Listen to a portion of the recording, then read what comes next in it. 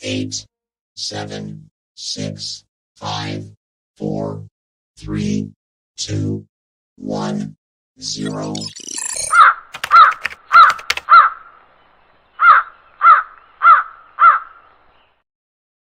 Hello, welcome to today's show, whatever time it is, wherever you are. Once again, I'm joined by the wonderful Preston Dennett, and if you don't know who he is, then there's definitely something wrong with you.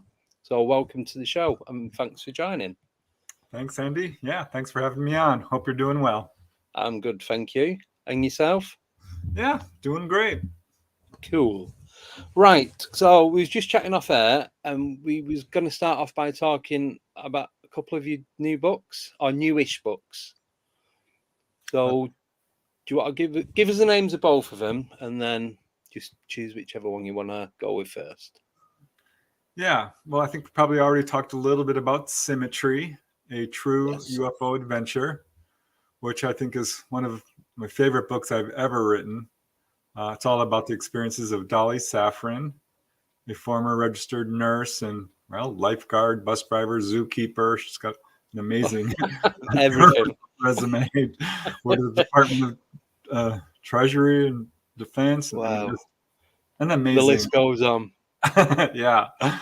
Amazing lady, but so amazing because she's what I call a fully conscious UFO contactee.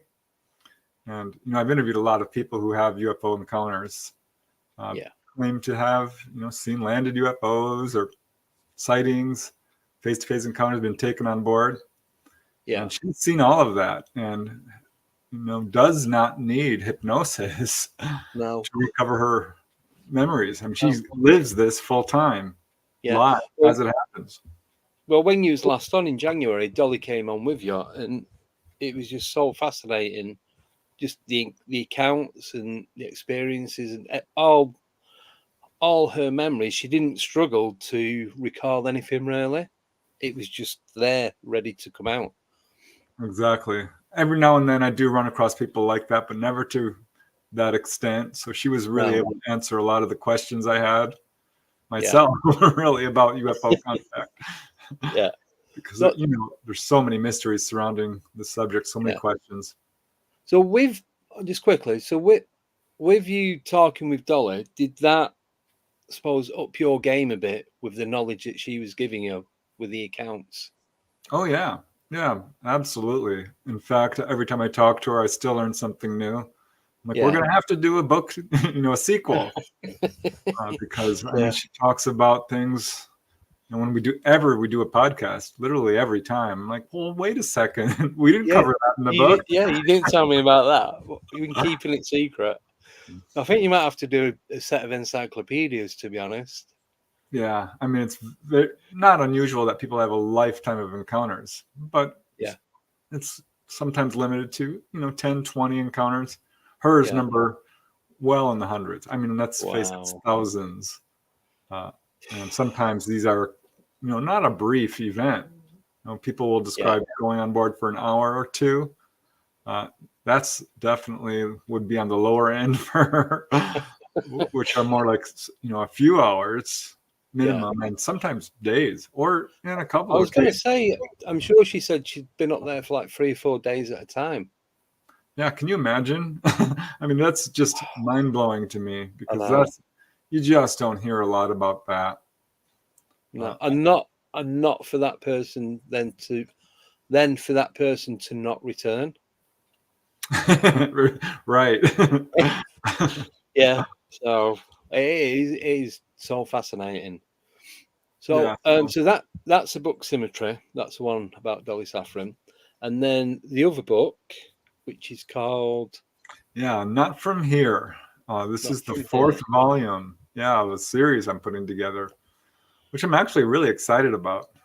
Yeah. This is something, I've been doing for a number of years, volume 1 through 4.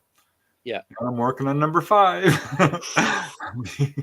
Because so I was just going to say, you're going to give us a bit of an insight as to how it starts and where it's going to end. Yeah. How this sort of all came about was I went into my garage where I have boxes of old magazines, and some are mine, that I've written articles of. Right, okay. This is an article I wrote once many years ago, and just kind of shelved it. And as you know, magazines have a pretty short shelf life. Yeah. They've got one issue, and then out comes the next. And I thought, well, gosh, this is a really good article. And as a general rule, I don't use my articles in my books because it's different research. I already put it out there. Yeah. Well, about almost half of my research is sort of locked up in these UFO articles that I'm guessing most people haven't even heard of. Right. These are sometimes rare magazines that almost all of them are now defunct. Right.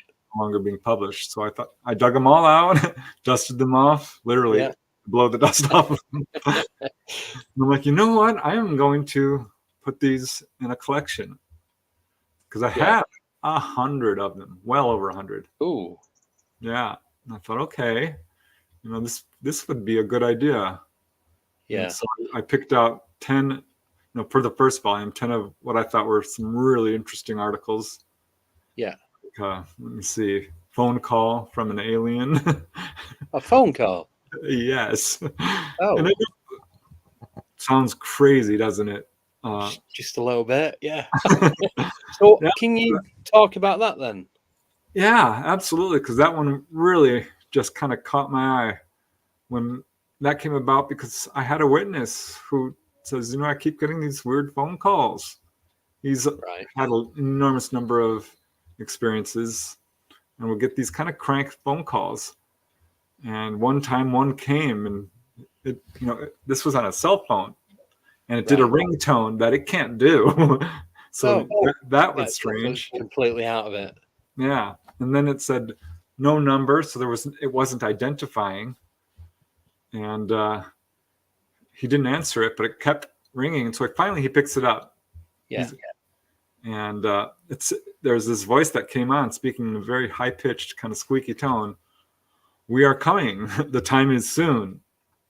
Freaked him out. Ooh. Because he shortly after that did see one of these orbs that often follow him around in his car. Yeah. And it was shortly after that he had his first fully conscious encounter where he was taken on board. And so he's describing all this. I'm like, well, isn't that interesting? Because I know that happened to Bud Hopkins' main client for his book Intruders. Debbie Jordan Cobble would get calls every Wednesday evening for the entire duration of her pregnancy. And she described, the same sort of thing, lots of clicks, high-pitched voices, speaking really quickly with lots of consonants in a strange language. So, not normal. I thought, wait a second. This is exactly what Betty Andreasen described to Raymond Fowler. She's a very well-known contactee. Yeah. And again, a voice came on and started talking to her. So I'm like, I wonder if this is a thing.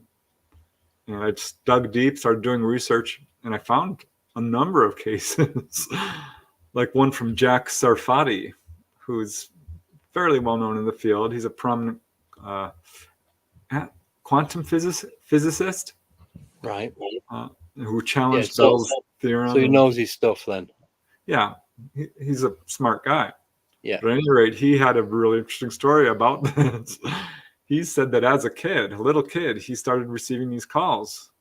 It was a mechanical, sort of metallic sounding voice that said it came from a flying saucer and wanted to talk to him.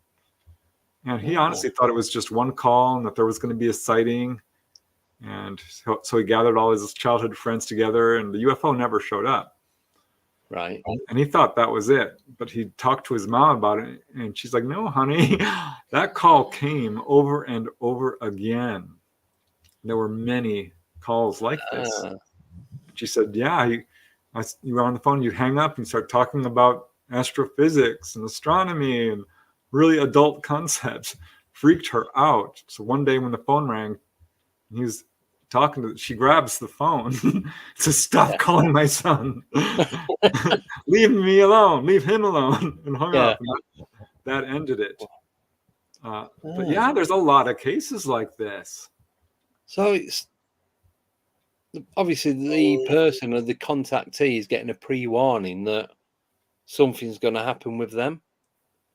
Yeah, I think so. I think it's, contact happens on many different levels. Yeah, it really does. Some people will have a simple sighting, and some telepathic contact. But UFOs, people are taken on board, of course. Some people have dreams, which I think are an indication of contact. But these phone call things was a whole new level. and it occurred to me like, well, this actually does kind of fit in with the UFO phenomenon, which is well known for affecting electromagnetic instruments of all kinds. So did any of these people have their phone checked out? By whether the network company or I don't know, whoever checks the phones. Yeah, it happened to Whitley Strieber, very well known in this field. He called the phone company. People checked for taps. In a few cases, people have found taps on their lines. Don't think it explains this, honestly. No. But yeah, he certainly called the phone company. And so he had a weird experience, which I included in the book because, this comes out on radios as well. ETs will talk through the radio. Yeah, I've heard that before. Right? I think that sort of matches in with this. But he had an experience where he was, I think, in his New York apartment with his wife, Annie. Yeah. And suddenly the stereo started talking to them. And he held an interactive conversation with this voice on his stereo. And he says he can't really recall the whole conversation other than it ended with the phrase, "We know something about you," which freaked him out. I was going to say that's enough to make you panic a little bit, isn't it? Yeah, that'll curl your toes. Wow. Anyway, he did research and found out that, no, this can't happen. Stereos don't have a transmitter and receiver. They can receive, but they can't transmit. Yeah. So I'm not sure what to make of these cases other than, ETs are using it as a device to sort of up their level of contact. Yeah. I was going to say, has Dolly had any encounters like that through the mobile or through stereo? Oh my gosh.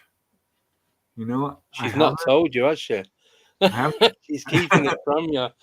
I haven't asked Dolly about that, but I bet if I did, she would have an answer. The answer is going to be. Because, I asked her, I did a book on schoolyards where UFOs hover over schoolyards. Yeah. And we may have talked about that, but at any rate, I'm like, I don't suppose you ever had that experience. She's like, oh yeah, once. She was on board the UFO when they landed on a playground And kids came up and teachers and the whole deal. Yeah. So yeah, Wow. I did another book on drive-in movie theaters where UFOs hover over drive-in theaters. Yes, I've heard that because we don't really. I don't think we have any over in the UK. Now and again, when there's something a special event, but it's very rare Yeah. you get them over here. Yeah, most of the cases, yeah, admittedly that I found are in the U.S. Yeah. But I found 100 of them, and I'm just the other day got a new case. Well, 2 cases actually. I've got about a dozen new cases since I put the book out. Yeah, which again has 100 cases. And I asked Dolly about it. She's like, "Oh yeah, we did that once." Yeah. And so yeah, I'm sure she probably has. And yeah, another contactee called me when she saw or actually read the chapter Yeah. in volume 1. She's like, "Yeah, that happened to me." Oh, so it's Wow. a common occurrence then. I'm not sure if I'd call it common, but certainly consistent enough. Yeah. Yeah. I can only imagine because we all get kind of robocalls or hang-ups. I wonder sometimes because I've had a series of them recently, and there's no one on the line. It's just kind of empty and dead. I'm like, well, it's an ET. Hello, hello, hello. Yeah. No. So I was gonna say, have you had anything like that? Can't say for sure that I have, but yes, definitely. I have had phone problems. I do think at one point I was tapped, honest to God, because I could hear occasional extraneous, extra voices that weren't the person I was calling, and clicks and beeps and static. It got real bad at one point. I was talking to a witness. This was early on in my research, I will say. Yeah. But I'd finally pinned down an interview, and sure enough, the static and clicks are going strong. And he says, "Well, I can call back another time." I'm like, "No, please," because it's hard to pin down a witness and get them to agree to an interview. I'm like, "No, just keep talking." I've got nothing to hide. If someone wants to know my research, feel free to give me a call. Well, it's on all your books, isn't it? So it's not like, it's not like you're not showing anyone. But yeah, I love exploring these weird and unusual. Another chapter in an early book was UFOs over graveyards. I don't know if you've heard of that. No. Yeah, I got some cases in England, France, Canada, South America, all across the US. Pretty much everywhere. Yeah, and I did not know this was a thing until I heard about a case in West Virginia, from a mainstream reporter, Bob Teets. He wrote this book, UFOs over West Virginia. Yeah. And there was this cemetery there, the Dean Memorial Cemetery and Nethkin Hill Cemetery. They're adjacent. Right. Okay. The UFOs were coming down so often that people would, set up lawn chairs and just wait for them to come. Just sit and wait. Because they knew it was going to happen. They showed up when there were freshly dug graves. Oof. That's creepy. Right? That's what I thought. It didn't sound too odd until you said freshly dug graves. And then that just put an whole new meaning to it. Yeah. That's very, very weird. A little macabre for sure. I wondered about it because a little bit on the dark side, but but when I read about that, instantly, whenever I hear a case, my mind, I can't help it. My mind starts spinning. I'm like, well, there's another case there, because immediately I thought of a case from Raymond Fowler. Okay. Again, Betty Andreasen fame. He's written a number of books, a very well-known and respected researcher who had a case where apparently graves were being, UFOs were hovering over this graveyard. Yeah. And he went in there and he was staking it out. And the police showed up and were like, "What are you doing here?" And he explained, "Well, we've had some reports of sightings over this graveyard." And the policeman says, "Well, you can't be here. We're on the watch of this graveyard because there's been recently disturbed graves." I'm like, ooh.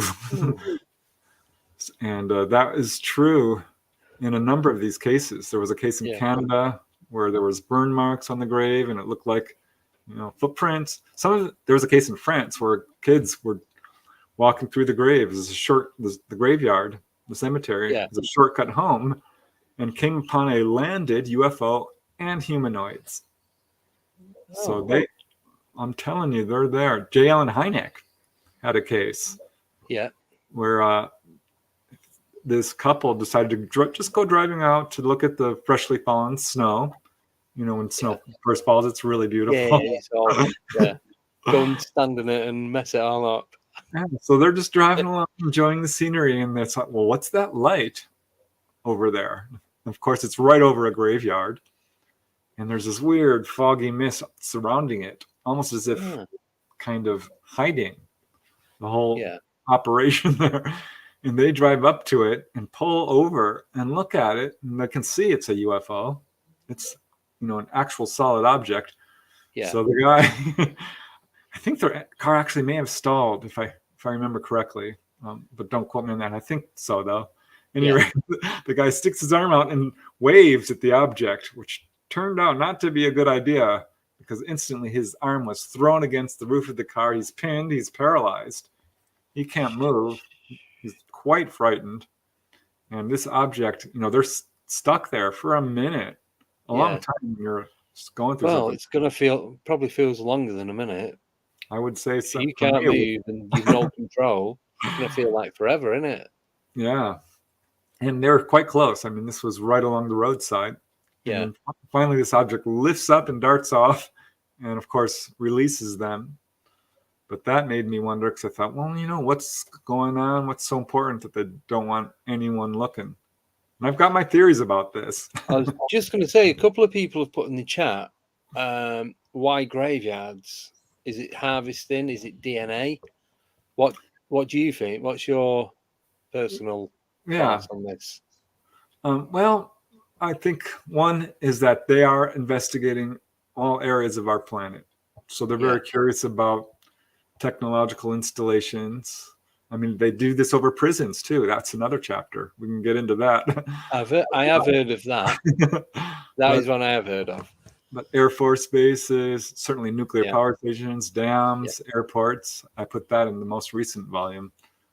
So I think that's part of it. But I think my favorite theory is that they are perhaps harvesting DNA. Because if you know about biology, DNA does degrade, certainly, but it's good for some time following, you know, becoming deceased. Right. Yeah. So I thought, you know, that was kind of my main thing. But then someone contacted me like, well, maybe they're getting the implants back out of the body. I thought, did not think of that. I've just got goosebumps after you saying that. I suppose that could be it. It could, I don't know. Recycling. Sounds like maybe they're collecting people's souls. I kind of discounted that because I've certainly investigated the paranormal, and we know when someone passes away, they go on pretty much immediately to the other side. Yeah. But some people are earthbound, and we know if you want to see a ghost, cemetery is a good place. Yeah. So I've got some theories. I don't know. It's a little. So I was just thinking, do you know if anyone's gone in, like, to investigate to see if any of the bodies have been removed? No. Yeah, and I thought about that because that, you know, people do. If you go in and exhume them, is it exhume? Right. That's right. Yeah, it didn't sound right when it didn't. Yeah, then I said it was like that's wrong. But yeah. So when they dig them back up without being disrespectful to see if they are still in the coffin. Yeah. Well, as you know, that's a big step to do. They rarely do that unless there's a crime committed. But I'm sure has happened. If there's a lot of these UFO sightings and people literally getting chairs and what have you to watch them, I'd like to know. The authorities must know that there's something going on. Yeah, I think that would be a good idea. But no, as far as I know, that hasn't happened. No. What is interesting to me is because I thought, well, maybe it would be a good idea to study, like, when a UFO shows up, has a contactee who's passed away, recently been buried there. Because that would provide an additional level of perhaps corroboration or confirmation that that is what's going on here. Right. But another thing I thought about was, people do CE5 work, close encounters of the fifth kind, calling down, using meditation and lights and what have you. Yeah. Maybe you should try doing them at a graveyard or a cemetery. Well, now it's getting warmer weather. I've actually started reading the CE5 book by, I can't remember his name, Peter Slattery. Right. And once the weather gets a bit nicer, I'm going to go out investigating again. And as everyone knows, there's a couple of cemeteries around here that are quite, I'd say, active, but they're not active all the time. So maybe, feeling brave, I might try and do a CE5 at a cemetery and never be seen again. Yeah, it's funny because I know there was a bit dubious about doing that, to be honest. But it's a good idea on paper. Well, I will say there was a case in, I think it's Arizona, where a ghost hunting group went out to get EVPs, electronic voice phenomena, at a graveyard, and they had their cameras, of course, hoping to see a ghost, and they saw some orbs and stuff. But then, sure enough, here comes this kind of saucer-shaped glowing object hovering over the graveyard, and they actually caught a picture of it, a photograph. Oh, even better. Yeah, so you can kill two birds in one stone. See ghosts and UFOs. You just need the Bigfoot then. Job done. Boy, that would be something else. Yeah. I don't think anyone would ever believe you, but it sure would be interesting. So, mentioning Bigfoot, I know you're saying about the UFOs over the cemeteries and that. Do you know of any Bigfoot sightings around cemeteries? No, I can't say that I've ever looked into it, though. I certainly had. In this it's series, just with me. So with me saying Bigfoot, and then there's a lot of incidents with UFOs and Bigfoot sighted in the vicinity as well. Yeah, maybe. Well, that's what I was going to say. I did a chapter on that in the From Here series, the Bigfoot UFO connection, because there is one, hands down, no doubt. But no. Oh gosh, now you're making me think. Sorry, I've just given you another one, haven't I? Bigfoot over graveyards. I have not heard of that, but I'm keeping my eyes out now. Because I know you do get like a lot of dogmen sightings around cemeteries. Is that right? Yeah. Apparently you do in the UK, especially where the Commonwealth war graves are. So like from World War I and World War II. There's a lot. You do get quite a few dogmen sightings around there. So, yeah, I've got a few dogmen sightings myself. Well, not me personally. I haven't seen a dogman, right? But yeah, I collected them or documented them and kind of put them on the back burner. I just didn't quite know what to make of it until this started to really come out. And I'm like, oh my gosh, other people are reporting this. People aren't crazy. This is a real thing. Wow. Yeah, who knew? Dogmen. Crazy. I know. But these things are happening everywhere. Do you feel now that there's a big increase in not just the UFOs, but the cryptids, the paranormal spirits? Do you think there's more going on, or do you just think there's more media coverage? Both. I think there's a couple of both is going on, because I think the fact that the evidence for Bigfoot, if you look into it, it's overwhelming. It's conclusive. It's not just eyewitness reports. There's sound recordings. There's hair samples. There's footprint samples. There's dung samples. There's all kinds of evidence. The footprint evidence alone is fairly conclusive. And I think that's gotten a lot more media coverage, and that encourages people to come forth. But at the same time, civilization and population is expanding and growing. Yeah. And we're encroaching into the wilderness more and more. And while, if you look at it, most of the world's population is very much clustered in urban centers. Oh, and, yeah, it's amazing, because you think, the whole planet's explored.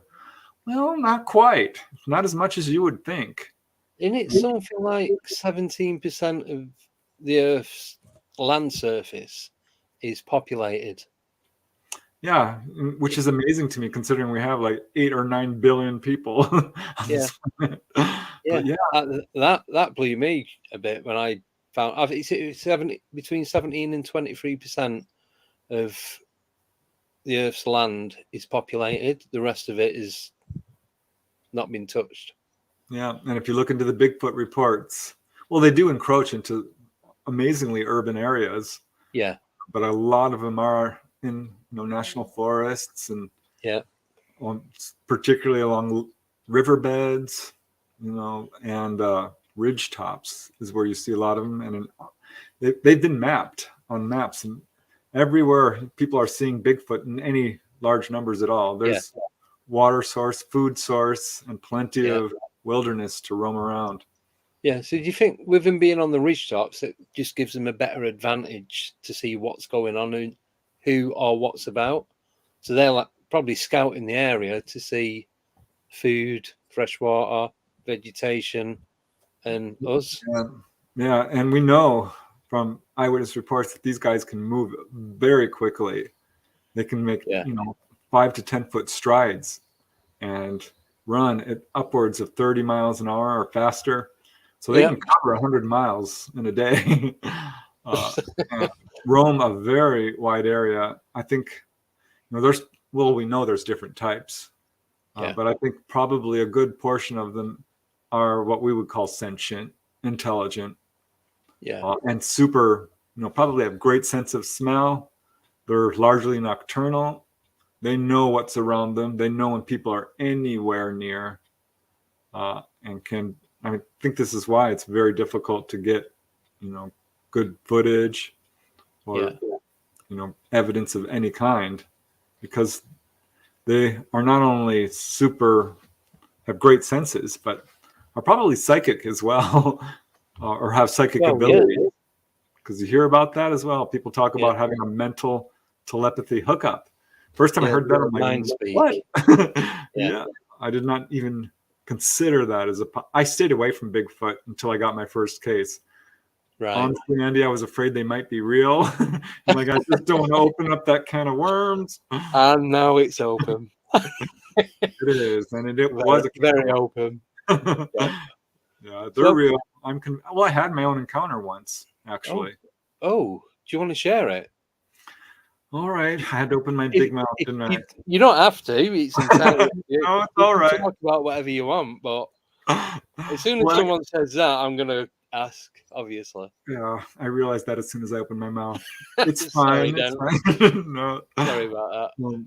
I mean, if you want to see a UFO or a Bigfoot or a ghost or any of this stuff, you can. It's just a matter of going out there and really trying and not giving up. And I've hooked up with a lot of people who are having all kinds of unusual experiences.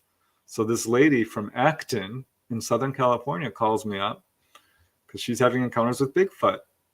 Right. And I was very much impressed because I know her, and she's had previous UFO experiences. I'd already interviewed her.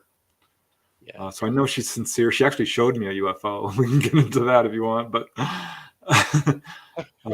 she gets better and better. Sorry, but it does. So she lives on the edge of the Los Angeles National Forest. Right. Which, it's outside of LA, a huge megalopolis, but has got like a 250,000 acres of wilderness, a forested area. It's huge. And she had other witnesses. Her roommates saw it. Her little son saw, monkey man, mommy, monkey man outside my window. Broke the branch on the tree outside her window. I saw it. Big old branch cracked right off. So I don't know what can do that. A person couldn't have done it. It was a big branch. It's practically, well, not half the tree, but you know what I mean. A sizable branch. How high up the tree was it? Do you know? It was low. It's a low, very, kind of a deserty tree, but thick trunk. A good several inches across. Yeah. So I thought, wow, and she showed me footprints, and I wasn't super impressed by them because they were just kind of indentations in the ground. Yeah, you couldn't really make the shape out. But with 3 witnesses, and she's like, oh yeah, the neighbors have complained about it. She smells it. she described it the vivid way it smelled. Yeah. Which she used a lot of curse words. Bad eggs and all that. Yeah. So she's describing all this, and she's like, it's talking to me telepathically. They don't kidnap. She asked me, they don't kidnap people, do they? And I said, no, of course not. Which turned out to be wrong. I was new to Bigfoot. Yeah. There are a good dozen or more cases of people actually getting picked up by these things and so forth. So I had to call her back. I'm like, well, actually, this does happen. I wouldn't worry about it. It's super rare. Yeah. So this was all going on. And she says, I know where it lives. I'm like, you do? She's like, I'm pretty sure I know where it's coming from. It's this canyon right near my house. It lives underground. It told me. And she said, would you like to go out there? Maybe we can capture some footage or something. I'm like, yeah, are you kidding? Because it wasn't that far from where I lived at that time. Right, okay. An hour away. So I went to her house and off we drove from her house, which is not that far off a major freeway. Yeah. 2 miles off a freeway, but we drove away a couple of miles into the wilderness, off a little dirt road into this steep canyon. And it got very wild very quickly. And the mountains were like this steep. So you couldn't climb them, and they're covered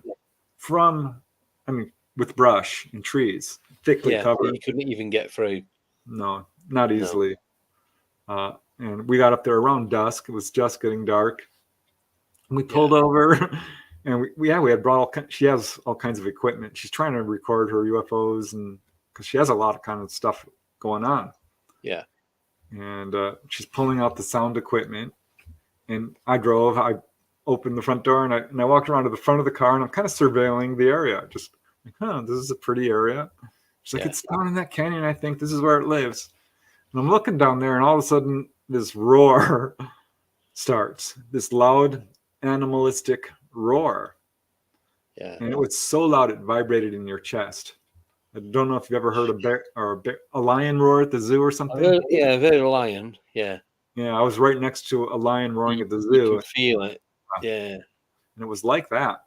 And I'm, honestly, my first thought, Andy, was a jet was roaring over. I'm like, oh my God. And it went for a good 10 seconds. That's a long roar. And then it stopped, and then it roared again. And when it roared again, I was able to pinpoint it, kind of triangulate it. Yeah. So was it getting closer or further, or staying where it was? It was close. It was not far away. This wasn't a distant roar. This was a couple of 100 yards, a couple of 100 meters. Yeah. Not far. Less than 1,000 feet. What 300 meters? Yeah. Less than that. It was close enough.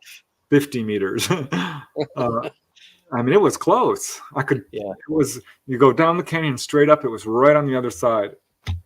And I go running, stupid me goes running towards it. Oh dear. I want to see it. I want to see it. And by this point, it's pretty dark. In the canyon it is. And I suppose as you go down, it's all the lights caught in there. And she starts screaming her head off. What are you doing? We're leaving. Come back now. So she was, on the verge of hysteria to see me, especially running towards it. She's like, what are you doing? I'm sorry. I had to go back. I wanted to stay. She says it roared 3 times. I'm pretty sure it was twice. I paid very close attention. And I've kind of trained myself to be a trained observer, to very carefully note events as they occur. Maybe I'm wrong. It was a learning event. Yeah, I was going to say, if you're caught up in everything, it's hard to remember every little bit of detail. Yeah, we drove off. I was mad, but not. Did you ever go back? No, I didn't. Well, I've been back to her house. We didn't do another Bigfoot stakeout. No. She was terrified of being kidnapped. She's like, I'm not doing this again. She really felt like it was circling around her. And I think to an extent it was, because she is wide open psychic. Right. And if you've ever talked to a medium, they complain about how ghosts crowd around them and always wanting to talk to them. Same sort of thing. If a supernatural entity knows you can hear it, it's attracted to you. Yeah. So I think that's what was going on there. Uses you as a tool, doesn't it? I suppose, like a communication device. Yeah, and she was amazing. Yeah, like I said, I interviewed her about UFOs. Yeah. And she had described this event where gray ETs surrounded her bed, and she was in a complete panic. At the time, she wasn't okay with this. She is now. I mean, they healed her. They've done all kinds of benevolent things. She's absolutely okay with contact. But initially, like a lot of people, she wasn't. She was terrified. Well, that's it. Because you hear it a lot of time. You hear a lot of the bad stuff, Right? What happened with the greys and that. So straight away, you're going to think, "Oh, it's happening, and it's happening to me." You're not going to think anything positive. Yeah, few people are happy campers when it comes to in the beginning. I mean, I will say most of the people I've talked to are absolutely okay with it. They really are. And I think the evidence shows that this is not something we need to fear. I don't think they're here to take over. They've been around forever. Yeah. They heal hundreds upon hundreds of people. It's all about warning us of nuclear proliferation.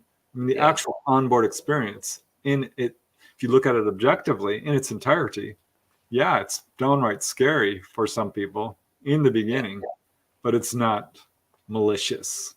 It really isn't. So what do you think? So when these people then that have had these encounters that say they had a bad encounter, do you think that that's how they perceived it because they didn't want this to happen? Well, I don't want to make a blanket statement and say yes, but generally speaking, yes. Because I will ask people, what exactly happened to you? Yeah. And the very worst I hear, and this is what people will tell me over and over again, is I didn't ask for this. They came into my room. That got pulled on board a craft. I was unable to move. These guys put me out on a table, and they examined me. They stuck tools on my body, and occasionally this can be painful. And when you're in fear and someone touches you, pain increases by like 200% or something. Yeah. So this is the worst I hear. And I've had people who are like, I don't like them, they're evil. I'm like, what happened to you? Well, they examined me. I'm like, okay, because people don't like going to the doctor, and when it's an alien. You don't know. It's like the amount of people I know that hate going to the dentist. They're so scared of going to the dentist. So it doesn't bother me. I just go get it done, go home. I know it's off subject a bit, but where I was working, I couldn't get the time off work. I needed to have a tooth removed. So I used to work out on the street. I won't tell you what job it was because a lot of people will be booing me. But anyway, I went to the dentist on my lunch break, had my tooth removed, and then carried on work. Come straight back out and back working. So yeah, I mean, it's the same sort of thing. Different for different people. I mean, I absolutely respect a person and their interpretation of their encounter. It's their encounter. Who am I to say that this was good for you? Yeah, I'm not going to say that, not in a million years, because it's up to a person to have their own interpretation and feelings about it. But I do encourage people who are having these experiences to take an objective look, because what I don't get really at all is what I would call outright sadistic behavior on the part of the ETs, where they're intentionally trying to hurt people or scare them or do damage. It's just not there. So I don't think they're here to hurt us, but absolutely, some people are like, I don't like it. Go away. Yeah. And I totally understand what you're saying, but it's like I've always said, what could be fun, exciting, and positive for one person could be the complete opposite for somebody else, and it could be the exact replica of what's happened to both people. Yeah, I've had that exact thing. It's the same exact experience in its entirety. Yeah. Almost down to the tiniest detail, because each case does have slight variation. Yeah. But it's amazing to hear one person describe an encounter and say, "Oh, it was horrific," And they're like, I thought it was just the most interesting thing. So yeah, I hear that all the time. One lady, she's like, this was so evil. And I'm like, well, how do you know that they were, she's like, the way they looked at me. I'm like, oh, okay. And yeah, people do perceive this as being involuntary often. But what I find is those who face their fear, and if you're being taken on board, it's going to happen again, dollars to donuts. It's not going to be a one-off. And after the third or fourth time, most of the people, I'm going to say 80 to 90% or more, after their fourth encounter or so, realize, okay, I was healed of a stomach problem, backaches, kidney stones, cancer. I mean, serious diseases, eye problems of all kinds, you name it, liver, kidney disease. They realize, okay, maybe they're not here to hurt me. And in fact, people will have a psychic awakening, a spiritual enlightenment. And it actually becomes an amazing experience for a lot of people. And they realize, oh, I did choose this. But a lot of people don't get there. It's just too scary. And then they have missing time. And that's one of the causes of missing time, is because the ETs do not want to frighten people. And when you're in an outright panic, they will say, okay, this person's not okay. Let's make sure that they are not traumatized by this to the level that we can. Yeah. So I think that's why there's so much controversy surrounding this. And as I was mentioning earlier, real quick, this lady that I interviewed wakes up and the grays are surrounding her bed. Well, she jumps up, kicks one in the neck, and snaps its neck right off. So it goes down kaput. I did a whole chapter on this in the Not From Here series. I punched an alien because Travis Walton did it. I got a dozen cases of this. Well, I can't remember the guy's name. The guy who had Stardust Ranch in Rainbow Valley in Arizona. Oh, yeah. I know who you're talking about. Stardust Ranch in Arizona. I don't remember his name either. Robert Edmonds. That sounds right. Yeah. When they moved into the house, it got to one point where he had a weapon, wherever he stood in his house was within reaching distance. And there's one of the encounters, he was laying in bed and he could feel something inside him, and he swung a punch, and he felt it make contact, and it made like a whoosh noise. So he must have got it on the side of the face. Yep. And then apparently he had some sort of samurai sword, and according to him, he took one of the heads off, and then the body and the head were put into the freezer. Apparently, one story says that they went missing. Another story from him, I remember listening to the podcast, that it was both parts were sent away to be examined, but it was at a secret location that he's not going to disclose. And then that was it. But yeah, it's a similar sort of thing with the swinging and hitting. Yeah, it makes you wonder. Well, I do know it's happened all over the world. After I put that chapter out, I did get additional reports. But as far as this lady I interviewed, when she described that to me, I was recording the interview, so I was transcribing it late at night. I'm like, well, I had not heard of that. I had not heard of anyone doing that, except for Travis Walton, the famous woodcutter, who says he did punch one and it felt like marshmallowy. I thought, well, is this true? Is this true? Is this true? And all of a sudden I got this really strong, irresistible impulse. Honest to God, I could not resist it, to run onto the roof of my condominium complex. I lived on the third story of this condominium. Yeah. And, I've certainly heard about this from witnesses. Like, I had this impulse to drive off or take this exit or go outside my home. And that's when my encounter began.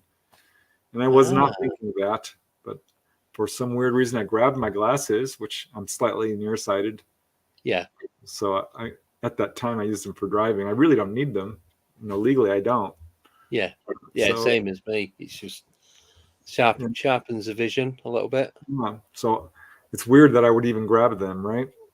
So up I went to the roof of the condo, and as soon as I got up there, you're not allowed. And I'm a good boy, Andy. I don't break the rules. Really. Don't tell anyone. This is in 1994 so I think I'm okay. Yeah, you're all good now. But at any rate, I was up there for, I don't know, 10, 20 seconds thinking to myself, what am I doing? Why am I up here?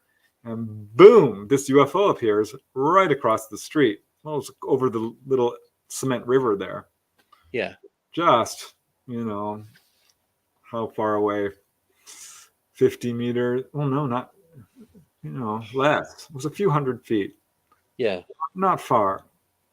And right over the apartment building, too. Right above the palm trees. So it's real low. And it's this bright, glowing, orange-white oval light. I'm going to estimate, 10 feet across. 20? I don't know. It's hard to tell. Yeah. But it blasted me with this message. And not in words so much, just a knowing. But the message was so clear. I understood it instantly. And it said, "Hi, it's us." I'll call her Wendy. "We're Wendy's ETs. She's telling the truth. You don't believe? Watch this. Look what we can do." All of that was wrapped up in one kabam. Hello, it's us. Watch. Yeah. We're for real. And this darn thing, which was hovering first, in place, kind of like that, darts it was to my left, to the right, to the left, to the right, and it starts going down, down, down. And it actually went below treetop level. And this was a good 20 seconds or so, 10, 20 seconds, not much longer than that. Yeah. I thought this thing was going to land for a second, but it didn't. It winked out. Yeah. But yeah, that actually, I fell back against the wall there, and I'm like, whoa, because it spoke to me. It actually was a confirmation. 100%. What she was saying. Yeah, I called her up. I'm like, "You're not gonna believe it. Your ETs came and told me you're telling the truth." And she wasn't the least bit offended, but she kind of jokingly said, "Well, what do you mean? I told you I'm not lying." I'm like, "Well, I know. No, I still know her." Yeah, but they for them to do that, because presuming using the power of art, they must have been reading you. You must have had some little bit of doubt that is she 100% telling the truth? Do you think? Yeah, well, that's what was happening when I was transcribing the interview. I'm like, it's not that I didn't believe her, but it was a lot to swallow. I mean, really? You broke an alien's neck? Really? Yeah. I know what you mean, because I know a lot of people do exaggerate on stuff that happens. And like you said, when you're caught up in the heat of everything, it seems more intense, I suppose, than what it actually is at the time. And then when you step back later on and look back into it, it doesn't. I'm not saying always, but a lot of the time, it's not always as strong as what you first imagined. Right. Yeah, I've seen it. People describe a Bigfoot. It was 10 feet tall. And I'm thinking, well, after going over and over, it's closer to 8, 7. Yeah. Or it was right 100 feet up. I could have jumped up and touched this UFO. I'm like, okay, well, let's go over this. Yeah. So I know that feeling, but it's like the excitement and the adrenaline of it all just bring it real, isn't it? That sighting of that I had, I called her up. I'm like, you wouldn't believe this. She's like, of course I believe it. I'm like, I wasn't ready. I'd really like to see them close up and ready with the camera. Can you set that up? And she's like, well, I don't know. Well, because she said she was in telepathic contact with them. And I had to believe her story because, darn, they came down for me. Oh, yeah. And yeah, like you said, they were clearly watching or know about it. I've had further indication of that as time went on. I'd be like, oh my gosh, they're watching me. I mean, I got absolute confirmation of that. Yeah. I've got another question, folks. Do you think that, so then, because they was, as you said, Wendy's ETs, do you think then certain Greys ETs, whatever species they are, it's the same ones contacting that one person?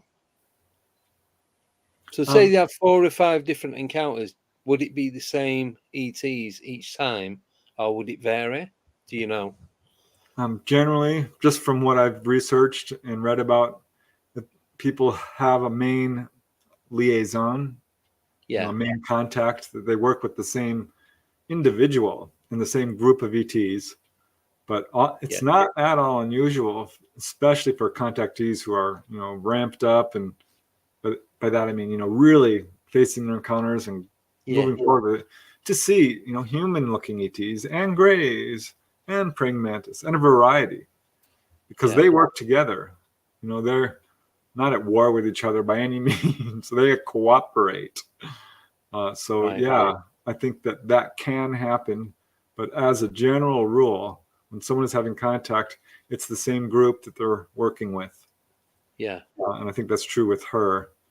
So would that go the other way then? So then these ETs, so say these ETs were contacting me, would then that same group of ETs contact you?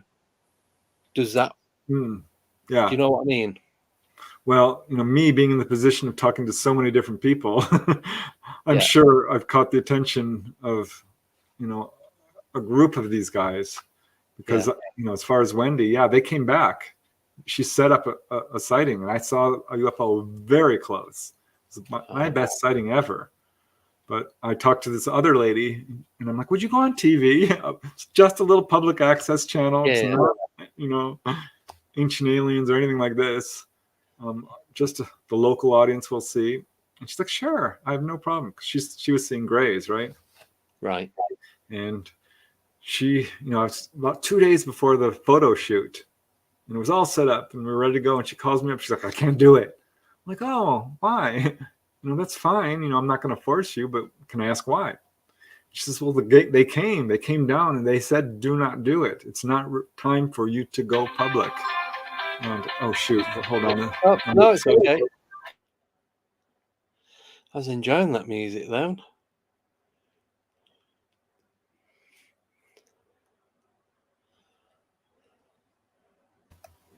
Sorry, I'll get that later.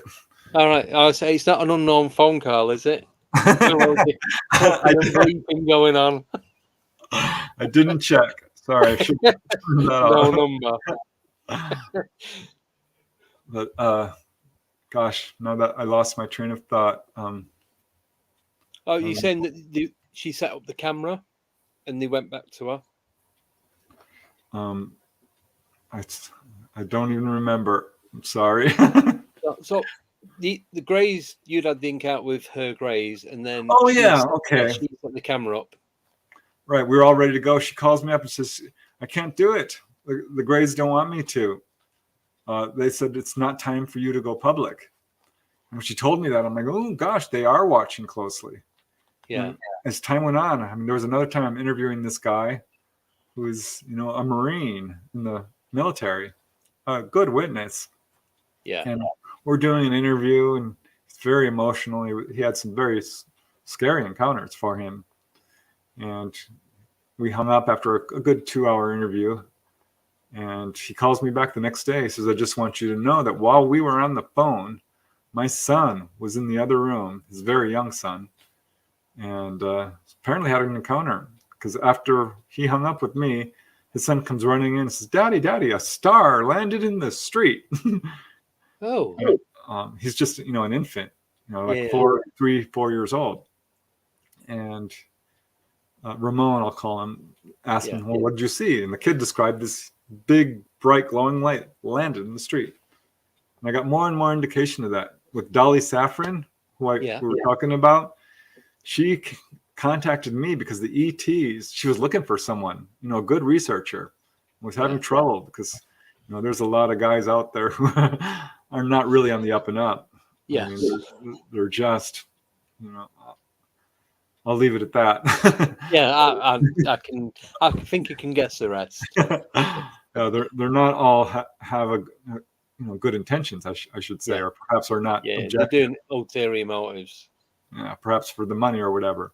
Yeah, but she was having a hard time finding a good researcher, and her contacts, her ET friends, said, "Well, here's a guy. We want check him out. He might be a good fit. And here's his name." And they gave her my name. Oh, I remember you telling me last time. Yeah, boy, that sent a chill in a good way down my spine. I'm like, wow. Yeah, I'm they like, know about you. Even they know you're a good researcher. I thought that That's was pretty cool. yeah, that was very cool. Another guy had told me that. Yeah. He's like, the ETs really like your style. And I looked at him. He's real tall. He's like 6.5 feet tall. Looks like an ET himself. I mean, he's got big blue eyes and white blonde hair. Yeah. I mean, he really looks like a hybrid. I think he probably is, honestly. But Oh. I remember looking up at him thinking, I don't know. Yeah. But yeah, no, because it was not that long after that, a guy from England actually cold called me out of the blue. She says, "Are you Preston Dennett?" I'm like, "Yeah." She says, "Oh, I really need to talk to you. I had an encounter with Grays. They took me on board. They said they warned him about nuclear proliferation and that we're facing some tough times up ahead." So I had this big, long sort of interview with him. It was informal. I was more a counseling session. That's my primary objective, is to just help people. I don't, every story I hear does not make it into one of my books by any means. So I didn't do a formal interview with him. He just wanted information. And he asked me, he's like, "Have you heard of this before? Do ETs warn about nuclear proliferation?" I said, "Are you kidding?" Yes, it's their number one message. I'm going to say top of their agenda. Exactly. And he said, we're about to say our goodbyes. And he said, "Well, one more thing. Just want you to know that, my encounter actually happened this morning." I'm like, wow. Because that, often it takes years for people to contact me. He didn't know me. I didn't know him. And he says, "I don't know you, but the Greys told me to call you."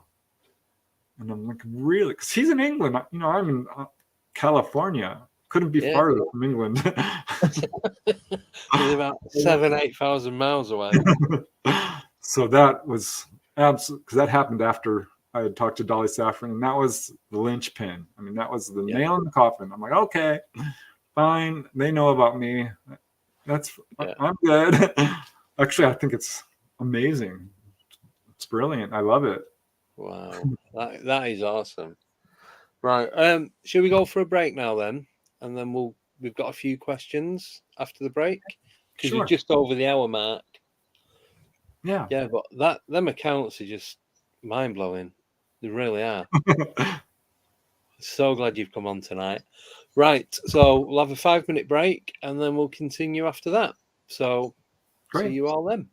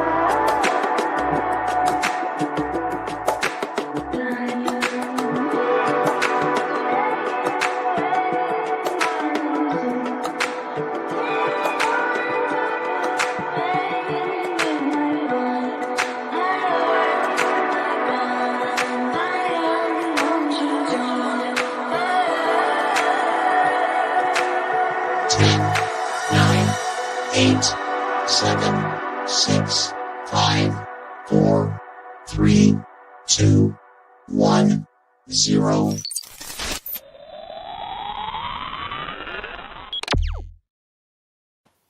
Oh, and we are back. That was a well-deserved break. Definitely. Just Always right. nice to have a break. Yeah, perfect timing. Before, the breaks were only like 2 minutes or 3 minutes, and it was never enough. And I thought, is 5 minutes going to be too long? But it's like, no, everyone seems happy with it. So we're all good. We're all back. Oh, right. Can we throw a couple of questions at you? Is that okay? Yeah, I love questions. Right. Throw it at me. Right. So this is from Adam Sando. So hello, Adam. He would like to know, have you heard of reptilians ever wearing ceremonial garb and carrying a staff? If so, why and when? You know, I don't get a whole lot of reptilian reports. I've gotten a few. Yeah. I've certainly read about them. And when I'm at conventions, people will talk about them. I did hear one case. This is not one I investigated personally, where a lady saw reptilian that was wearing, I'm not sure I would call it ceremonial garb, but a breastplate. Okay. Sort of in an armbands. As far as staffs, no, I can't say I've heard of that. I haven't done a whole lot of investigation into the reptilians, and I try to keep up with what I can. So I'm always buying, people's contactee books and stuff. I know, gosh, what's his name? Something Rhodes. He specializes in reptilians. And I thought he was going to write a book on it, and I was like waiting for it to come out because I don't think there are any books that I like the books that focus on just releasing the facts, not speculation about galactic federations and whatnot. Just list the case and tell me what happened. So I was really hoping that he would write his book, which I haven't seen yet. But no, can't say I have heard of. Some do wear robes. I have heard that, or capes. That turns up with all kinds of ET figures. Yeah. I'm not sure I would call it ceremonial, but yeah. I don't know. I wish I could speak with more authority to that, but no. Thanks for your honesty. So, what other species of ETs then have you had reports on where they're wearing like types of clothing? Yeah, well, that's kind of a trick question because people talk about species, and what I've come to realize is that they're all humanoid, and that apparently we all share the same genetic heritage. And people are getting this message. It's the same message. Many of the contactees who reach that level where they have communication, the ETs will tell them flat out, we are you, you are us, we are one. And some variation of that, meaning we share the same heritage, we all have genetics. So as far as species, they're just dialing out differently. Like, look at the variation we have here on Earth. Well, yeah. So, but as far as clothes and this sort of thing, I hear quite a bit of variation with that. People will often say, well, I don't know if they were wearing clothes at all. I've come to realize that probably they are, because people are not seeing, what you should be seeing if someone's naked. Well, yeah. I'll put it that way. But sorry, I was just going to say, but there's a lot of reports that the greys don't have any reproductive organs. And I'm not so sure that that's true, because I have reports of them having normal anatomy, as we would think of it. Well, certainly within normal range. Yeah. So, I think what people are seeing is skin-tight suits. Yeah. In a lot of these cases, and that they're not necessarily, without clothes. Though I think in some cases, people do report that. Yeah. So often we will see skin-tight suits, which are generally described as white or tan or green or blue occasionally, sometimes silver, tinfoil alike. Yeah. So that is probably the most common type of clothing. as I said, capes turn up. It's really weird. Right. A number of cases with capes and high collars. So would you say that's more like to show different levels of authority with them? I don't know. I can't speak to that because I don't think that the research really supports that. Right. Because some will have little insignia. That's pretty rare. But it does come up, a little snake with wings or a triangle and a circle. But that's fairly unusual. Most of these uniforms have no buttons, no zippers, nothing. It's just right up to the collar. Yeah, it's like you can get your car. I can't remember what it's called. So like you can have your car change colour without having it painted. They put some thing on the heat it up and it sticks to it. Oh, wow. I can't remember what they call it. You can get it done on your mobile phone as well. Hopefully someone in the chat will help me out. But it's that I imagine it's like a similar sort of thing. A wrap, where they have it wrapped. Yeah, I think that does turn up in a number of these cases. But it's funny you mention that because now that I'm thinking about it, there are cases where people have seen ETs dressed in clothes that you would not expect. Oh, I did, well, interestingly enough, a chapter about this in the Not From Here books, because they will come down dressed up as clowns or in a pinstripe suit. Whitley Strieber talked about that. I have a number of cases. One lady told me she walked into her living room and there they were dressed up in a suit and tie. And she thinks, I think they did it to reduce the fear factor. right. And I think that's exactly right, because she laughed and the fear just went right away. Yeah. Sometimes they'll wear a wig. I've heard that. Do you know? I'm just picturing the movie E.T. when he's got the wig and the makeup, and that's all. Sorry, that's all I got when you saying that. That's what I pictured straight away. But I suppose are they purposely putting humor into it? Yep.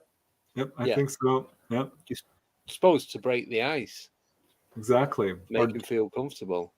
Precisely. Yeah. But yeah, all kinds of. I mean, smocks or even like little dresses, robes. Those aren't unusual, particularly with the human-looking ETs. Nordic, some people call them. I don't like that term. It's not accurate. Human-looking is how I would put it. But yeah, variation.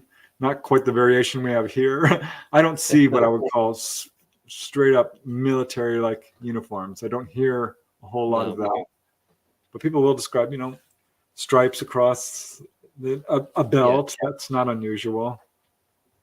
So boots, gloves, even helmets in some cases, or visors across the face. So you get a lot of variation, but jumpsuits, overalls, divers suits, those are most commonly described. See, I've heard a lot of like the jumpsuit type, all in one thing, like with the belt around the middle. Yeah, a coverall. Yeah. That is interesting. Yeah. I did hear one report from Jim and Cora Lorenzen, who are some of my favorite, pioneering researchers. They're both deceased, but started APRO, the Aerial Phenomena Research Organization. They were hugely influential in this field. At any rate, they interviewed a pilot who said that he saw a little tiny silvery jumpsuit from one of the Greys. It was shown to him. I thought, wow, I would love to see that. That would be really cool. Yeah. One size fits all. Do you know, maybe saying that, I'm just wondering if there is anybody that has got any clothing that belongs to an ET. There must be somebody somewhere. Well, there was that report. There was a report from Timothy Green Beckley about a guy who found a glove, which created something of a, got some attention. I'm not so sure that it would be an alien glove because it was this really tiny, tiny, tiny glove. Yeah. Out in an area, I think it was New Mexico desert or something. Right. which was a bit intriguing, but wasn't like a four-fingered glove, you know. No, it could just be coincidence, couldn't it? Yeah. No, I don't know that anyone has ever, getting an ET artifact is very, very uncommon. Well, I'm glad you brought that up because that's a chapter in one of the Not From Here books, Alien Gifts. Do you want to cover some of that then? Yeah, I think because people are trying to get artifacts all the time, and it's so funny to me when skeptics like Carl Sagan, I think he said, "Why hasn't anyone brought back an alien ashtray?" I'm like, well, for starters, no evidence that aliens smoke cigarettes. Well, yeah, there is that. Right? But Michio Kaku said something along similar lines, as if it's so easy to just walk on board a UFO and say, "Hey," and slip something in your pocket, because there are. I don't think they'll have like a souvenir shop on the way out, will they? No. Because I do know of a case where I think it's Carol Watts tried to steal an object, and they came running in, took it out, and escorted him off. And the very first case that got any attention of someone being taken on board was Antonio Villas-Boas in Brazil. Yeah. And he had these UFOs over his farm for a couple of weeks until one drops down and he's pulled on board, and it's a long, involved encounter. But he's walking around in there and everything's copacetic. Everyone's, pretty much fine. It's towards the tail end of his encounter. And he sees what looks like a clock. It's not, right? But it looks like one. And he grabs it and puts it in his pocket. And one of the ETs saw him, rushed over, pushed him over, grabbed the clock, and they escorted him right off. So there's a few cases like that. And there are a few cases where people have asked for an object.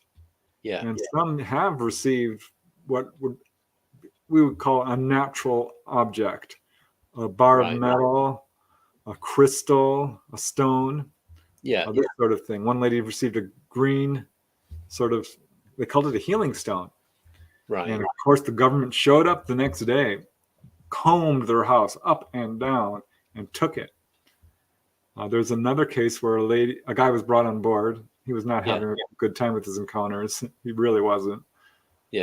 But the lady's like, the Lady Gray introduced herself. She says, "My name is Nelda, and I am the commander of this ship. And we want to thank you for working with us. And we're done with you for now. And aren't you happy?" He said, "No, I'm mad as hell." And she tilts her head. Like, "These are grays, right?" And she says, "Well, what's mad? What's hell?" So he describes this to her, and she's like, "Oh, well, we do have some trouble dealing with your guys' emotions because you're so emotional." And she held up this metal bar, sort of galena, lead ore, and said, "We will give this to you. This is going to show up in your home or in a location, so be on the lookout for it." And sure enough, it was some days later. He looks on his dresser, and there's that bar of metal, just a normal sort of silvery bar of metal. He's like, "Wow!" And he grabs it and calls up the researcher, Constance Clear. She wrote a book about her cases, and this is one of them. And went over to meet her. Did not tell her that he had this bar of metal, but on the way to her office, he was ran off the road by men in black, honest to God government type folks. And they took his papers, they threatened him, they took the metal bar, and he's like, "This is illegal. I could have you arrested." And they said, "Go ahead and try." But they somehow knew. And there's another case from Charleston, South Carolina, involving a really well-known contactee, William Herman. Oh, his case is so amazing. It got the attention of a lot of researchers, the Lorenzens, James Harder, Wendell Stevens, because he got photographs, and really good ones that were absolutely authenticated. And you can see these silvery discs with little auras around them. He got a bunch of them. Really well done. And he had an ET appear in his little trailer and held out this, again, a silver bar. It had little stars on it, Yeah. little moon-like impressions, actually had the word man imprinted into it. And they said, this is our gift to you for working with us. And he freaked out, and the ET left, and he grabbed the bar. It was warm. And he did turn it over for, analysis. And it turned out to be normal terrestrial lead, which doesn't mean it was not from another planet, because, lead is lead no matter what planet it's on. Oh, yeah. Yeah. There's only so many elements in our universe. We know this. Yeah. Because we've gotten samples from other planets, at least within our solar system. But it was really interesting nevertheless. Yeah, there's a number of cases like this. There's a very famous case where a guy probably heard of it. The guy got little pancakes or wafers from the ET. I have the picture. I've kept it on. Just let me. Gosh, what was his name? Here we go. That's this right, one. Joe Simonton. There it is. That is the I love it. That is the worst looking pancake I've ever seen. That's the sort of thing, if I was doing pancakes, that's what they look like. Well, he tasted it and he said it was terrible. It was very bland, very dry. And what's really interesting is this was analyzed by the Air Force and I think it was the FDA. Yeah. Air Force took his case very seriously. This is a pretty well authenticated case. There were people in his area who saw UFOs at the time that he's not the only witness, is what I'm saying. Yeah. Didn't he get a few of them? It wasn't just one. Yep. It was like 3 or 4 or something. Yep. They were analyzed and they turned out to be buckwheat, salt, oil, and just normal pancakes. And again, I'm going to say that this is not evidence that this is a hoax or anything like that, because again, buckwheat is buckwheat. So who knows? It's a bizarre case. Yeah, because what's not to say that when they're coming down that they're not taking herbs, spices, vegetation, and making their own food out of what we use anyway. Exactly. Well, I just heard about a case in Australia. This is so bizarre, where a farmer, Harry Roy is his name. This was in the 1980s. Yeah. On his farm, they've had a generational farm growing all kinds of fruits, right? Yeah. And they had a big bunch of pineapples. I mean, this is a huge farm. And they heard this loud thump from behind the farmhouse. And they go running back there, and they had just planted thousands of pineapple heads. Yeah. Every single one, I think it was 18,000 pineapples were missing. What the hell? Right? Can you imagine? And I believe it, because honestly, there's case after case of ETs. Remember that guy, Maurice Mass in France? They took his lavender plants. Yes. There's a case in, I think it was Mexico, where a lady had her Swiss cheese plant, a split-leaf philodendron, stripped of leaves by these little short guys who are taking, it's a medicinal plant, so maybe. Possibly. Case after case of them taking plants. And for that matter, rabbits and chickens and animals of all types as well. Yeah. So they took, doesn't surprise me at all that they would have buckwheat. No. So what is the most, don't want to say the most bizarre case for whatever reason that you've ever come across? What's the one that stands out more than anything else for it making zero sense? Why? Sorry. Sorry. Because there's so many. I mean, there really are. I can imagine. Personally, I've investigated some very bizarre cases. But I just recently came across a case. This isn't mine. This was a French case. Yeah. Where a guy's driving along on his moped on the way to work, and suddenly his moped dies, and in the middle of the road, it's just a little country road, right over the Thon River. And I forget the exact place, Doucier, France, or somewhere in France. And out step these fully helmeted kind of astronaut suit humanoids, about 5 feet, 5.5 feet tall. Grab his handlebars of his moped. He looks to the left. He can see a black saucer-shaped craft. And he's freaking out. He's just a factory worker. He's never really thought about UFOs. And they pull out this, looks like a chocolate bar. Right. And start motioning him to eat it. Of course, he doesn't want to, but they hand it to him. And of course, he does. And it wasn't chocolate, obviously. He says it was tasteless, very crumbly and soft. And he ate the darn thing. And they seemed satisfied, stepped away and let him go on his merry way to work. He didn't work that well that day, he said. I was going to say, did anything particular happen with him or? No. Well, I mean, not physically, no stomach ache.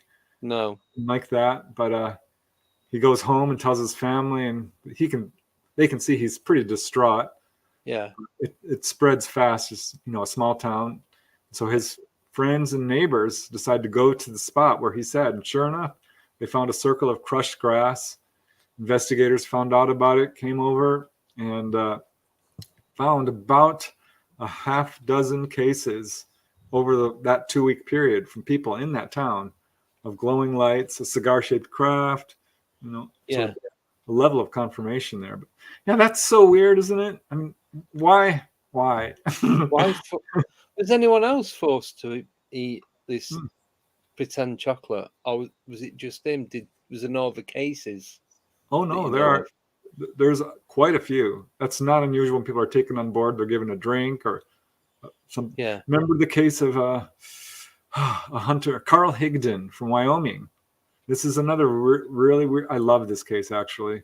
It's fairly well known. He's a hunter and oil field worker who had a UFO land next to him. There was this weird being with straw-like hair sticking straight up. Carl is shooting an elk, and the bullet stops in mid-flight and drops to the ground. You can actually see pictures of this bullet. It's flattened. And this being walks up to him and gives him a pill. Gave him a little pill. He swallows it. Pulls him on board. It's this tiny little 10-foot craft. Inside, it's vast. It's huge. Yeah. Which I did a chapter on this. Size doesn't matter when it comes to UFOs. Because the inside is often much bigger than the I suppose outside. Like the TARDIS in Doctor Who. Yep. Yeah. No one's seen Doctor Who on board. Not yet, but I'm waiting. Still time. But yeah, they will give people all kinds of like chalky drinks or pills. I just interviewed a guy from Argentina or Peru, who had that experience. He had seen a UFO. And he's like, wow, he's a pilot. And it totally impressed him.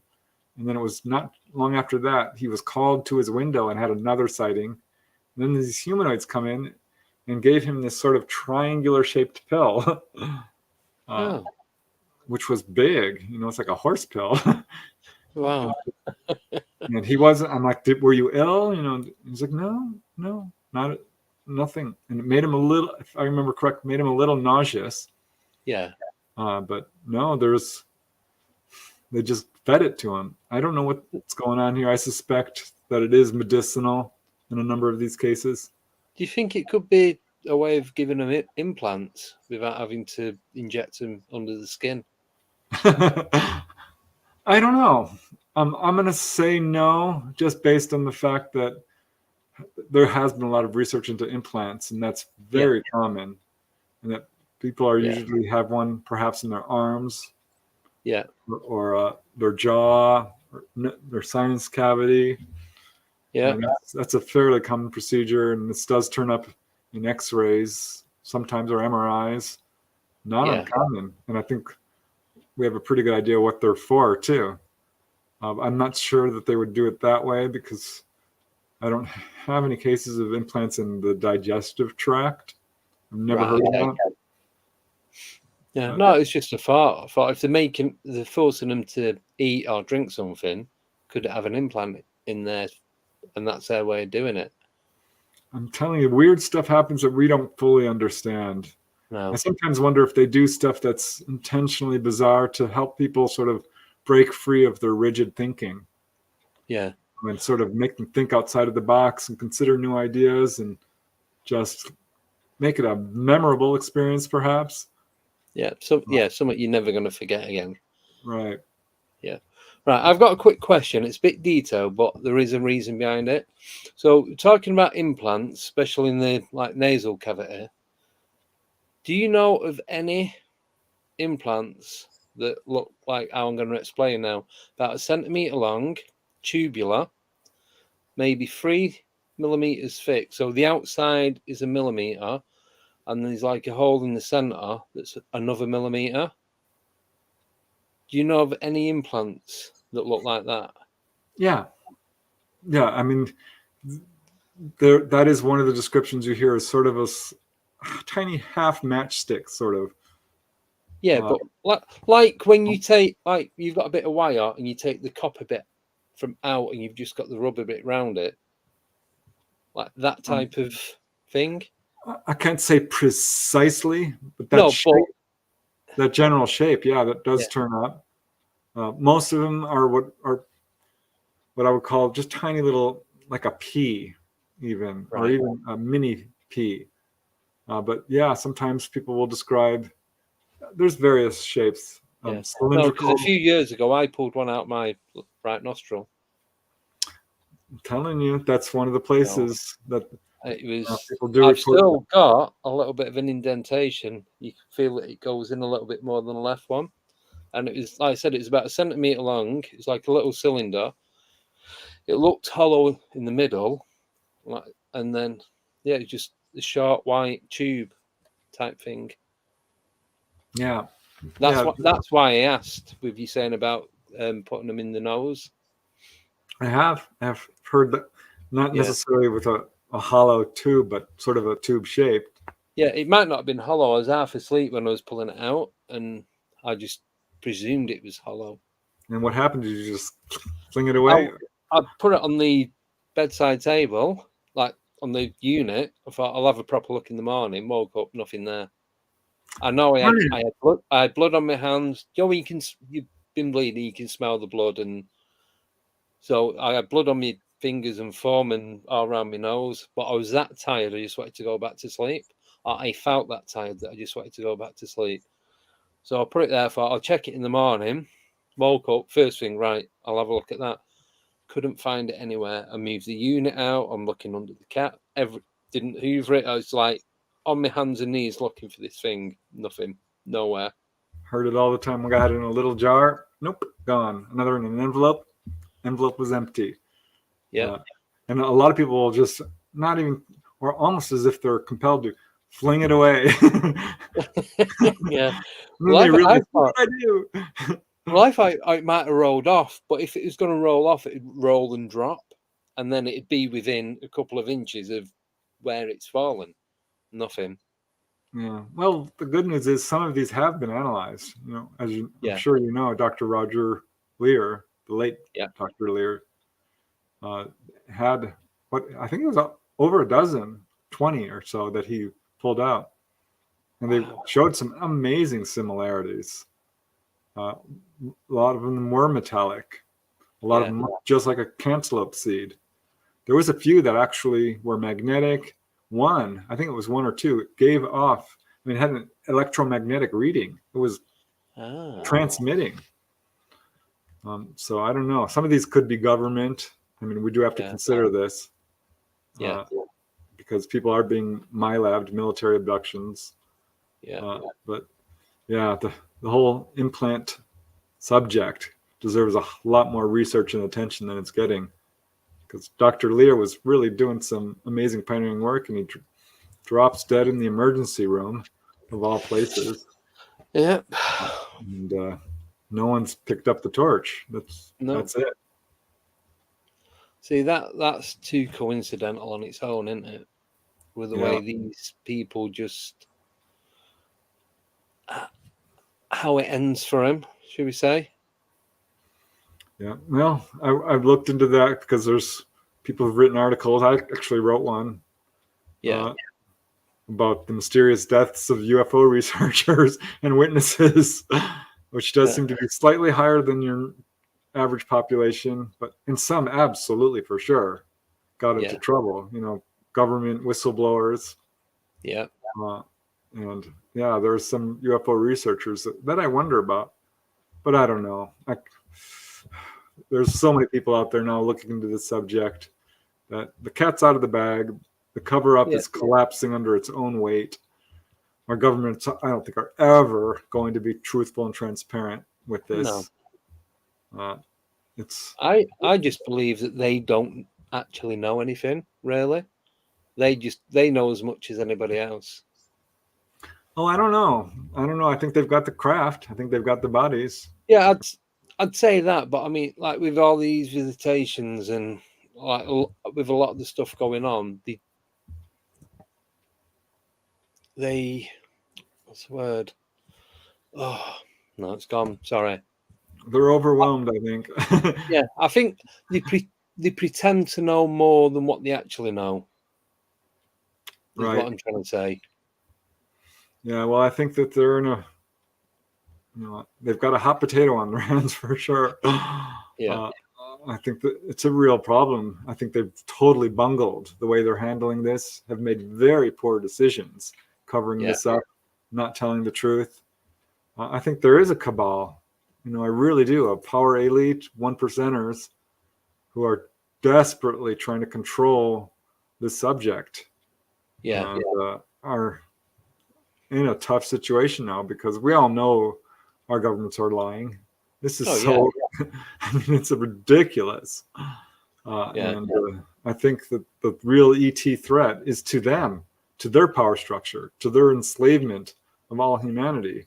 Yeah. They're hoarding all the wealth. It's ridiculous. Who do they think they are?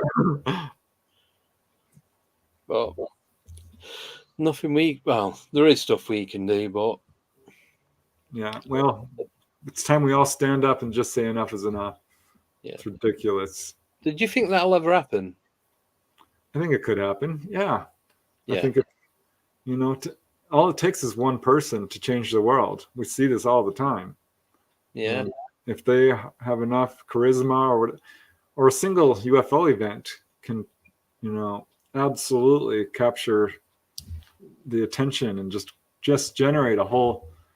Yeah, I think it could happen. I'm an idealist. I'm an optimist. But if I'm going to be a realist, I think we're a bit far gone. People have bought into a lot of the lies and nonsense surrounding the subject, and it's clear we're in for a real rough time up ahead. Yeah. But I'm glad to know we do have friends out there, ETs, and that's the way I do look at them, is our ancestors, if you will, or our brothers, our sisters, our friends.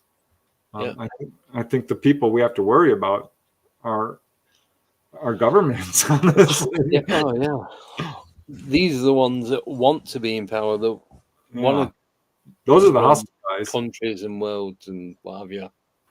Yeah, maybe not even our government so much, because there's good people in government, but the cabal, power elite. Oh yeah. The ones that are controlling all of it. Yeah, totally agree. Right, we'll move on from that before we get kicked off air. You never know what's going to happen. Right. Next question is from Nickname, and she would like to know: are you doing a shopping mall book? Shopping mall book? What is it? I'm not exactly sure what that means. So we had Albert Rosales on last week. Oh, I love him. So another encounter that I had, I'd seen either Nordic or Palladian type looking alien in a shopping centre in the UK. So I sent him the my report over, and he was saying that it's quite common that a lot of these alien type creatures are seen in shopping malls. Oh, yeah. Well, I did do a chapter in my Not From Here series about ETs among us. So Yeah. they have been seen in stores, gas stations, casinos, hotels, restaurants, schools, of course. Yeah. Bus stations, train stations, Pretty subways. much everywhere. Places you would not expect, the sidewalk in front of your street. So yeah, I could do a whole book on that. I already did kind of include that in the Not From Here series, so I'm glad you brought it up. I'm always working on new books. There's so much to cover in this field. It's still a pretty new subject. I mean, almost everything on Earth has been covered for several hundreds of years. But the UFO subject has only recently, since the modern age of UFOs, 1947, 1950, gotten any real attention. And now it's going mainstream. I mean, this is a new era. This subject is being taken seriously. You cannot deny it. The evidence is there. People are like, where's the evidence? Open your eyes. For Pete's sake. Look at the landing trace cases, the radar return cases, the films, the photographs. Look at the turkey footage. I love that footage. People say, why don't ETs just disclose? They have. In fact, a contactee asked them, why don't you just announce your presence to people? And they said, we already have. And I love that answer because that's true. What about the 100 schoolyard encounters, the 100 driving theater cases? I think people are wanting the government to say it's real. That's where it is. That's what it comes down to, I think. Yeah, I'd love that. But do I really care what our governments who have lied from the beginning have to say about it? No, exactly. So, you won't believe them anyway, whether they told us that or not. Right. So, yeah. It would be nice if a sitting head of state, someone who's running our country, just flat out said it's real. I think there would be a ripple from that. But disclosure, honestly, the end game to me, it's not going to be a film. It's not going to be a statement. It's not going to be a photograph or a piece of metal. Show us the bodies. Show us the craft. Otherwise, I don't want to hear it. Yeah.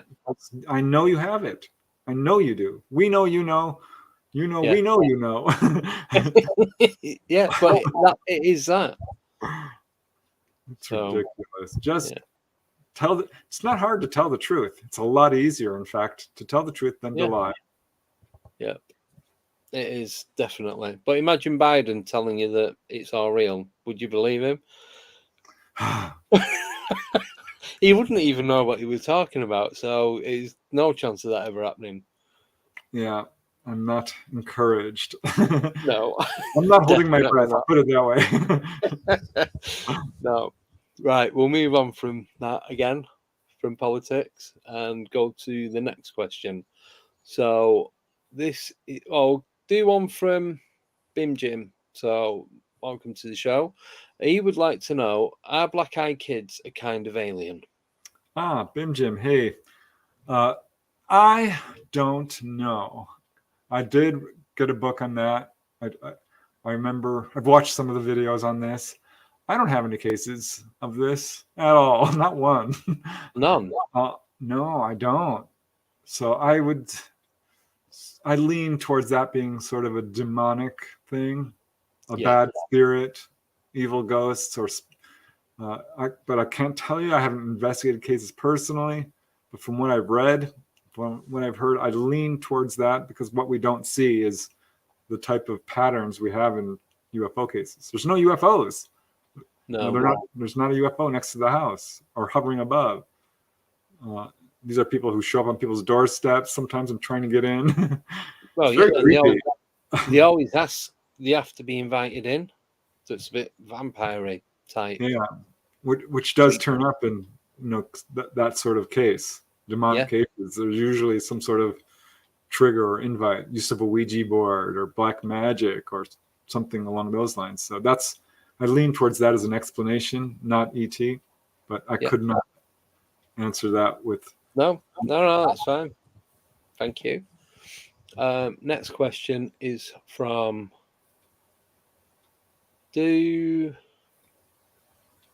I'm just looking at the questions. This one from Alien Woods. What is Preston's position on shadow people, and particularly the Hat Man? Shadow people, real. Hat Man, a term I think that's been sort of just popularized. I have interviewed some people who describe these very tall entities, look like they're wearing a hat. Yeah. And I think we're dealing with a couple of things here. I think the shadow people are sometimes, again, a demonic or dark spirit. But shadow people is a weird thing, because this is something a lot of contactees have reported to me, Dolly Saffron included. She got a photograph of it, a really compelling photograph. Yeah. So I think that is a real interdimensional entity, and perhaps different from your average spirit in some way. I think when someone's a contactee, often what happens is their psychic awareness is elevated or ignited or enhanced or becomes active, and they will start having mediumship and precognition and astral travel, and like, what's that? A shadow person. So they're seeing things. Yeah, it opened different doorways, wouldn't it?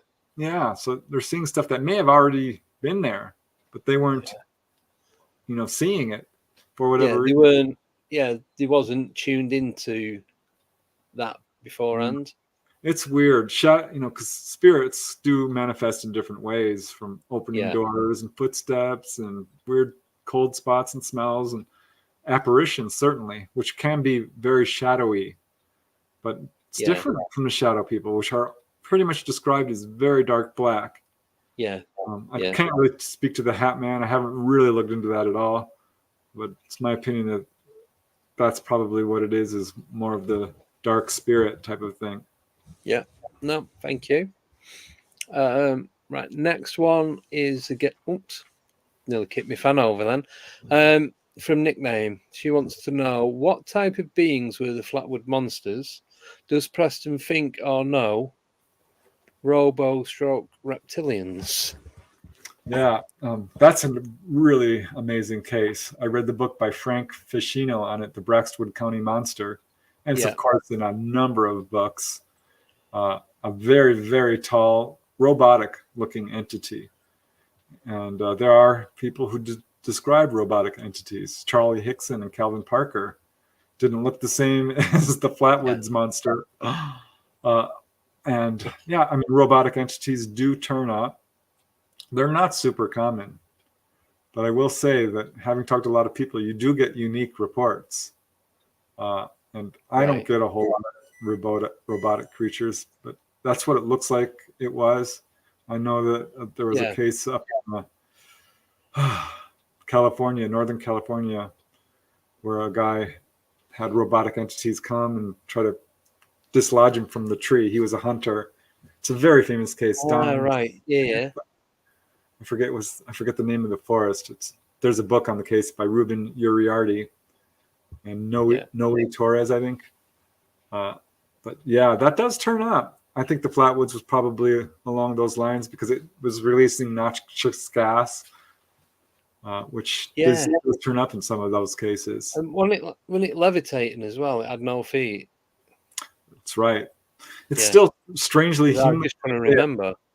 Right? Because I think it did have like red glowing eyes. That's what's bizarre about some of these cases. Is like, if it's a robot, would you really put a face on it? I'm not sure what to make of some of these cases. And when someone's frightened, they're not a great observer. So this could be a uniform or something. Yeah.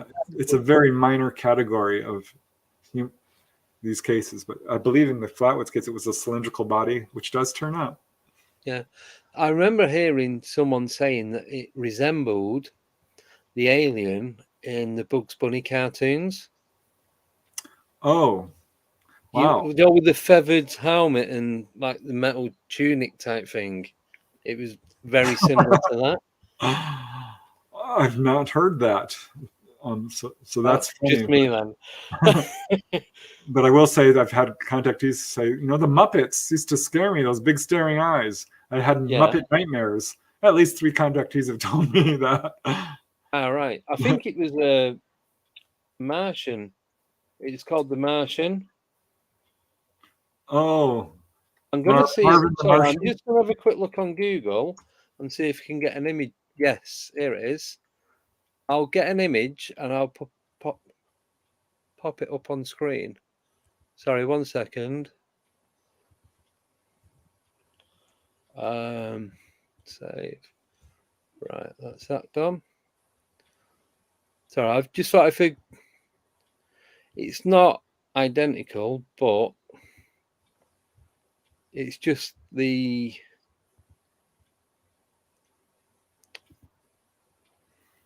well, I thought I downloaded it.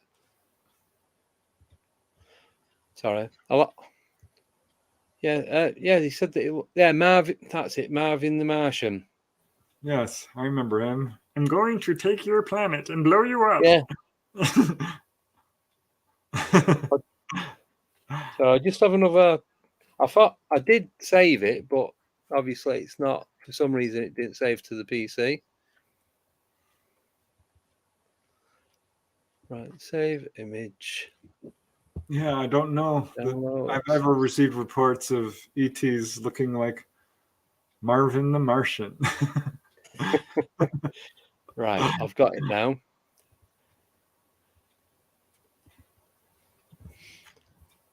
But yeah, they are interesting that people do report the large eyes. That does turn up. No, something like that. I know it's not thing, but imagine that without the feet. If one of those came out of a UFO, that would be something to see. But I don't know that I've heard of any case like that. No, but I've heard a couple of people say, like with the Flatwood Monster, that it resembled Marvin the Martian. Well, I will say there are screen memories. I mean, I just talked to John Yost, who said he saw what he thought was Ultraman, which was kind of a superhero cartoon from the 70s, I guess. And that does turn up. Yeah, I've had people describe, like I said, clowns, but superheroes and Barbie dolls and teddy bears and animals of all types. I've Big Bird at Sesame Street. Oh wow, another Muppet. Yeah, that's hilarious. Yeah, the Muppets do have those big staring dark eyes. Some of them. Yeah, pretty creepy as well. But no, it's just like you said with the screen memory, because you know the Kinsellas, Philip and Ronald, right? Because Philip was it. I don't know which one it was. It might have been Ronald. He said one of the screen memories that he got was the Cheshire Cat type thing from Alice in Wonderland. Wow. But it freaked him out. It wasn't a nice image of it. It was a bit creepy. Yeah. Well, I think what often happens, I mean, there was a lady who was a cowgirl, and she had a ET show up with a giant 10-gallon cowboy hat and a fake mustache. I think what they're doing is drawing from what you know, what you are familiar with, in an attempt to reduce the fear factor, and sometimes it backfires because they think, well, kids love clowns, let's dress up as clowns. You know how many people have fear of clowns? Yeah. Fear of clowns has its own name, chlorophobia. That's how common it is. Wow. So yeah, I don't see anything malicious in it. I think it's an attempt to sort of, reduce the fear factor or inject a little humor, perhaps. Or sometimes people in their own minds will overlay an image of something they're familiar with. Because they're looking at it and they're like, what is this? Yeah, to break that, suppose, the darkness of it. Yeah. And stop yourself from freaking out and completely losing it. I think so. Yeah. Yeah. That'd make a lot of sense. Right, got a couple more questions. I know we're nearly at the 2-hour mark. This one is from UFO Joe. Ever met one of the Amacetia project? No.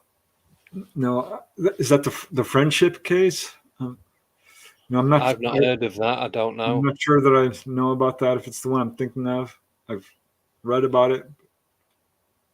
No, can't say I've ever interviewed someone who's involved with that. No.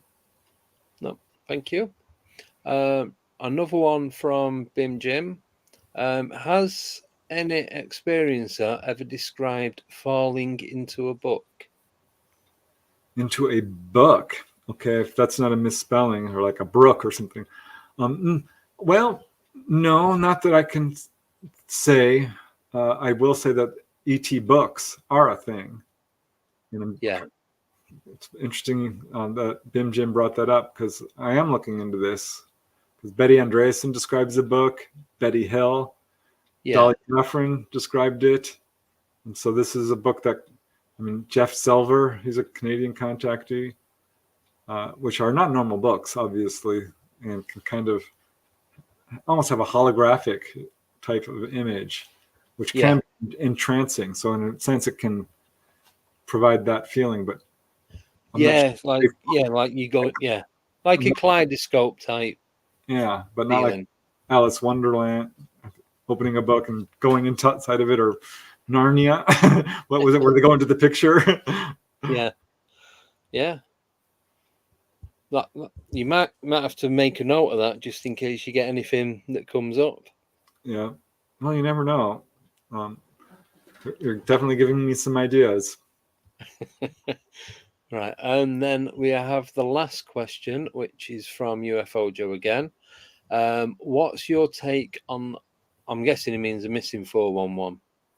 Yeah. Well, I did talk to David Paulides, who sort of spearheaded that and popularized the subject, that the fact that we are having an enormous amount of missing people, which I think is attributable probably, and I think this is absolutely logical, to a number of different causes. Everything from people who just want to plain disappear, change their life, to kidnappings, to trafficking, to accidents, to, being eaten by wild animals even. But there's an enormous number of cases of missing people, and there are some with a straight up UFO connection. There really are. So I think probably a lot of different things going on here.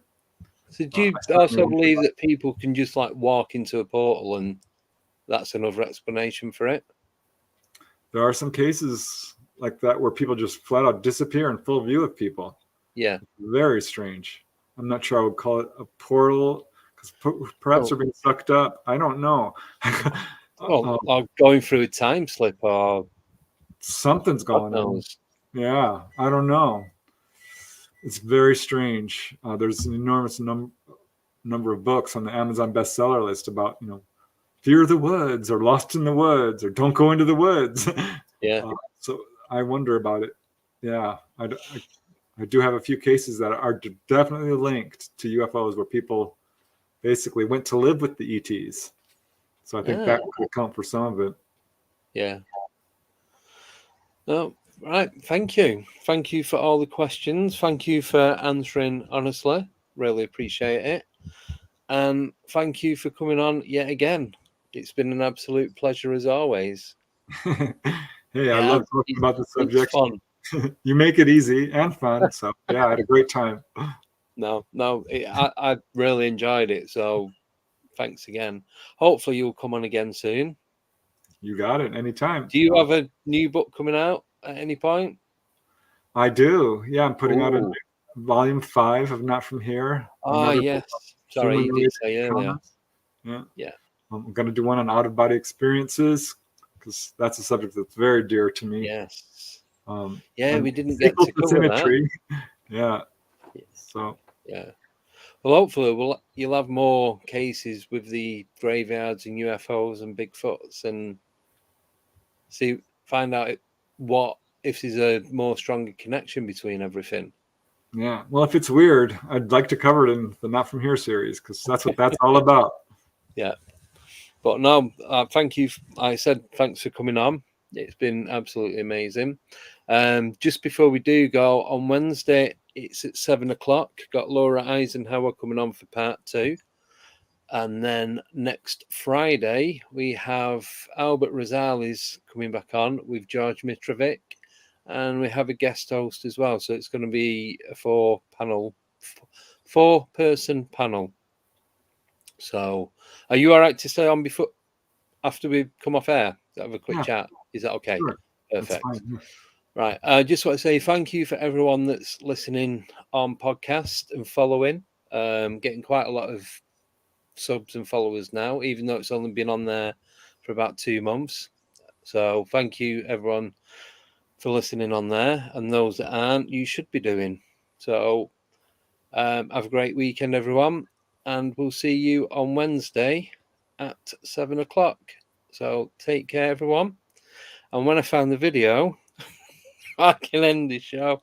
Can't find the outro video. Right, here it is. Right, so have a great weekend and speak to you all soon. Take care and goodbye.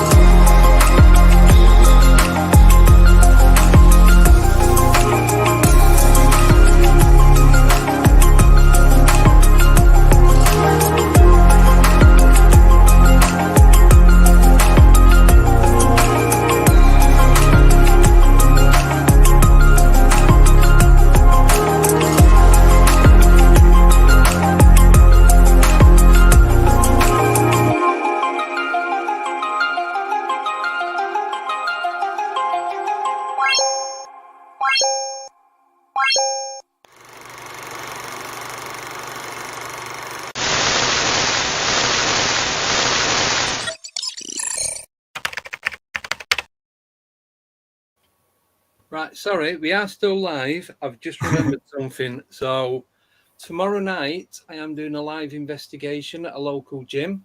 So that's going to be around 7:30, 8 o'clock. The first part is going to be on TikTok. Then I'm going to, a bit later, I'm going to swap over to YouTube. And then after that, I'm going to take some photos and videos and then create a smaller video that I'm just going to upload to Instagram and LinkedIn.